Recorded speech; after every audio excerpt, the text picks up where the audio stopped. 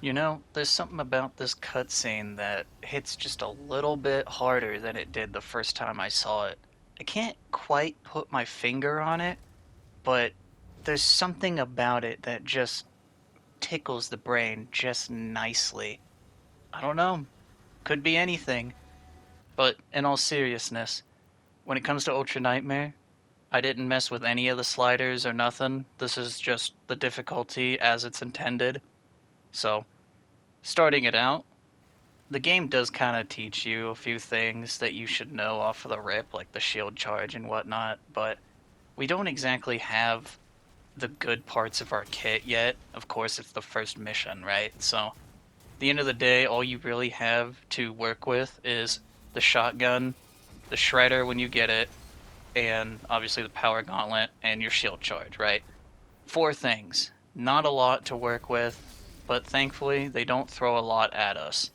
Most of this level is just bona fide tutorial, so don't really have to tell you like, oh yeah, you gotta do the shield charge here, you gotta punch this guy. The game will tell you that stuff, right? For the most part, you're gonna be facing just the soldier dudes that you see, me charging into right now. There's the soldiers, there's the small imps, there's the imp stalkers, which are the beefy boys, and then there's a few pinky riders, right? So there's only like what, four different enemy types, and for the Pinky Riders, there's only like three or four of them in this entire mission. So what I would say is you should work on fundamentals in this mission, since there's not really a lot of threats. Sure, they're there, but they're not crazy difficult, right? They're kind of a little annoying with just the combat shotgun and the charge, but work on, like, if you can't parry something, either dodge it by running out of the way or running and jumping over it, or just block the thing and take the shield damage, basically, because it's not the end of the world when your shield breaks right now. It's later when that becomes a problem, but for the time being, just get used to blocking almost everything if you can't dodge it or strafe out of the way, right? Because that will help later on down the line. It's just a matter of getting used to it. So one thing I didn't really catch on to early on is just how strong melees actually are in the game. Now, this one is good whenever you actually upgrade it, but it's more about how you use the melees rather than which one you pick. A lot of it is just attacking when the target itself is dazed or you just parried something so it's kind of stunned. You don't always want to just raw dog the melees because there are going to be attacks that hit you during that animation, and it's just a bad habit to form. Try to make the actual like melees happen once the guys aren't attacking you, once they've been parried, once you've already, seen them do the attack once and they're still recovering from it. There's many ways you could use them, but there's also the bad ways, right? The good and the bad ways. You pick it up as you go, of course. You can break through this wall right here on the left if you need armor or another life sigil for the I think the life sigils just give you like full armor and health on Ultra Nightmare. So don't worry about the three you see me have in the top right. They're not even like usable on Ultra Nightmare. So they're kind of just there. This section right here, there's a bunch of the soldiers, a few imp stalkers here. Maybe a fucking small imp or two. I don't really think there's that many of those. I think it's mainly the stalker imps. Just do a lot of shield charging, a lot of moving around, a lot of jumping around, just playing Doom how you play Doom. It is a little bit easy to die here because of the barrels that they have. Like, you just saw me standing next to one. That thing could easily have almost killed me right there. So be wary of where you're jumping, where you're charging, because sure, the shield charge doesn't set off the barrels, but somebody could try to shoot at you while you're doing it and hit the barrel. So it's important to know where you're going with what charge and whatnot. Like, just think about these things a little bit before you just go willy-nilly in there, right? It's not like it's bad if you actually die here because it's the first mission. All you gotta do is skip 2 cutscenes, maybe 3, and you're right back here, basically. The worst part about actually dying and having to come back here is all the tutorials for the melee weapons and the parries and all that. They really should just let us, turn all this off, especially if you're on Ultra Nightmare. But I guess this is the punishment for dying, kind of like in Eternal. You had to listen to King Novik talk to you over and over again if you kept dying. So, in here it's just the tutorials, I guess. It's hard for me to just straight up tell you, like, pointers, tips, or anything like that for this mission because it's so bare bones in comparison to the later ones, right? Like, it's got barely any of the enemies that are really a threat. Granted, anything could kill you in here. I mean, I've died to more imp stalkers than I'd like to say, but, you know, it's just really knowing the few enemies that you're gonna fight, knowing what you have, so like your little combat shotgun, your shield charge, like knowing how to use the fundamentals like I mentioned. You can know how to do these things, right? You have the knowledge of it, but the skill in doing it is another thing, right? So practice if you need to. If you don't need to, then don't. It's the first mission, man. Like, there's not really a lot of stress on running this mission, even on this difficulty, because if you die, you just reset right here. No real biggie. From here on in, you're going to be closing these Oblivion Gate looking things here.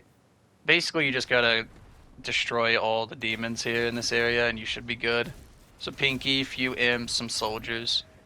You should really be focusing on some of the fodder guys because they're annoying. This time around, they actually, matter to take out. Then you get the Pinky as you're moving along. I mean, you can focus both of them, but I do recommend getting some of the fodder guys first so that they don't hit you off screen like you saw them do me there. And then you kind of just want to work your way around the circle, right? It's just one big circle right here. You just destroy a bunch of the demons in each one of the sections. You'll destroy the gate. It's not really that bad, right? Until, they throw these shield guys at you. Normally, we would just shield toss them, but we don't have that. So what I recommend is either just mag dump them and say fuck it, or do the smart thing and get behind the shield and then shoot him, because, he can't really defend himself if the shield's in front of him. You know what I'm getting at? It can be a little annoying to try and dance around him sometimes. That's why I recommend clearing everything else out first before dealing with him. Because at the end of the day, you don't really need to focus him. It's just a few shots he's going to do here and there.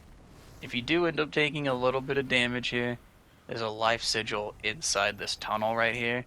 You just kind of have to survive the little ambush that they have made for you. It's not anything crazy, it's just a few shield charges and then you're good to go, basically. If you need the ammo, go ahead and melee them, but if you want to just straight up nuke the entire tunnel, like 2 to 3 shield charges, you'll be out of there in no time. Then you can go and get the shredder right here, which I do recommend using at least a little bit here because it gives you some range, but honestly, it's not going to be doing the straight up raw damage of a combat shotgun. Even though they're both unupgraded, it's very obvious that the combat shotgun does more damage. Of course, when you're actually playing it to its strength, that is. The shredder does just fine. It's just, I don't like the thing personally a lot, so I don't use it a bunch, but, you do you. You found whatever weapons you like probably by now, so you pretty much just wait for whatever weapons you want, use those. You only get that one in this one, really, so, this mission you're already done earning stuff like that, so don't worry about it now, but, I used the chain shot for a really long time, for example, right? But I eventually learned Impaler is fucking awesome, and then I also learned, once I became comfortable with the game a bit more, Super Shotgun is crazy good in this game, right? Try to find the stuff that you feel is good, but also safe to use in here, because there's going to be plenty of fights where you want to get close, but there's going to be plenty of fights where you do not want to get anywhere close to these nerds, right? So, think about what weapons you want, prioritize the upgrades when we get there. I mean, you can't start upgrading until, the next mission, so don't worry about it right now, just think, start plotting, alright? This whole section here has another one of those Pinky Riders, right? And another shield guy and a bunch of imps and stuff. Imp stalkers, huge beefy boys there. Do not neglect them, okay? They may seem like they're not going to do much damage to you, but their melee is actually really good. I mean, it's bad for you, but good for them, right? And also the normal imps throwing that shitty little fucking wall that hit me in the back of the head right there. I fucking hate that move, man. But the best way to get away from it is just run and strafe and all that noise. If you don't have auto sprint on by now, I do recommend throwing that on. It is really, really helpful. But I want you to know that if you're going to do that, you can only sprint looking forward, right? So, like, you can't sprint in, like, omnidirectional, right? Like, it's not a four-way sprint. You have to be looking where you're going to be sprinting. So, if you're going to do that, get used to kind of driving, Doom Guy. Because it's kind of like that, where you kind of have to be, swerving, looking around to make sure your running is actually, well, running instead of walking and strafing and all that. Just something that maybe you should think about, right? This whole last section here, few imp stalkers, few soldiers, right? But as you kill the imp stalkers, pinkies will spawn. It's just 2 pinky riders, and then they're gonna spawn more imps, I'm pretty sure. Just slowly take out the imp stalkers. If you feel like you need to play it safer, do that. But as you can see, I just play reckless a lot of the time. Just kind of how I play Doom, I guess. It just works, right? I don't know. Can't explain it. Once you get used to the enemies, I guess you just know what they're gonna do at all, like, facets, right? Like, okay, good example. If you shield charge a pinky, right, especially without the rider, it's gonna instinctively try to bite you, right? So just knowing that means that if I'm gonna charge it, I either need to charge it and then immediately back up, or charge it and then block after I shoot or before I shoot, whatever. You'll find your playstyle, how you want to run it. That's just kind of how I do things, right? If you saw my run through Ultra Nightmare on Eternal, you would see that and probably know this already. But this whole last section here, it's just as easy as holding down the fire button and just spraying whatever comes your way, especially the Hell Knights that have that little, like, explosive piece on their back. Really, it's just shoot them, wait for the big guy to show up, and then you hit the Titan with the 3 bolts there. You charge the bolts up by actively firing the gun, so you kind of get it naturally, right? But you can't just sit there and do nothing and expect to have the bolt. As you see, you can take a few hits, right? But you don't want to make a habit of that on these turrets. There's a few sections with this, so you got to get used to it at least a little bit, but it's really not that bad. Thankfully, it's, few and far between, and it's relatively easy. It's just, you could easily fuck up at any point here.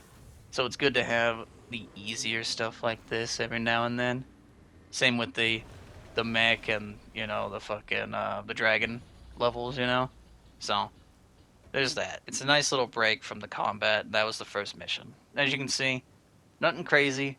It can still kill you, but what can't in this game? So just take it easy, be safe, and you should be a-okay.